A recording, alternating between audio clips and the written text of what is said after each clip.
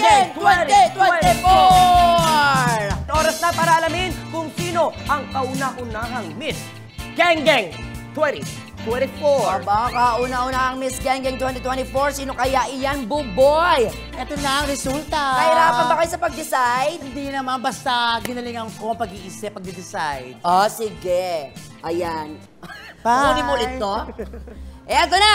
Okay, Simulan mo natin, Buboy, sa ating second runner-up. runner-up. Ang Miss Gang 2024 ay si... Second runner-up. Second runner-up muna tayo. Pag matawag ang iyong pangalan, punta lang sa gitna. Please step forward. Our second runner-up with an average score. Yun lang ang nakalagay. Wow. Sabi niya sa Miss Grand, wala daw sa judge. Congratulations to Zarina Lauredo. You are our second runner-up. Congratulations, Zarina. Baliktad ata, Kuya Ian. Tama, second Tama? runner-up. Oh, Yeah. ayan, message. Ayan. Malungkot siya. Dito ka, be. Dalawa na lang sila. Yan na. Paano kabahan ng geng-geng contestant? Ayan, patingin. Yeah. Ay, oh, yan sila. Patingin, yan. Sino kaya? Para may kiti-kiti lang, no? Si Bea kaya o si Aimee? Ready na ba kayong malaman? Are you ready? Siyempre, ang tatawagin natin ay ang winner, di ba? Kasi ang first runner-up, eto lang po, we would like to remind you na napakalaki, siyempre, ng importansya ng gawa ng ating first runner-up. Yes. Kasi, if for any reason, hindi mapanindigan ng ating winner ang pagiging geng-geng, the first runner-up will still be the first runner-up. Charot. Will take over.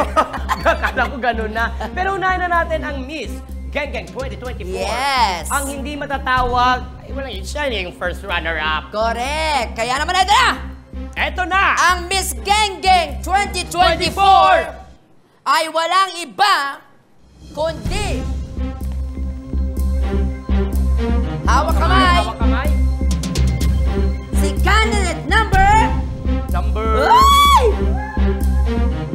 Candidate number 1, Aimee Sebastian!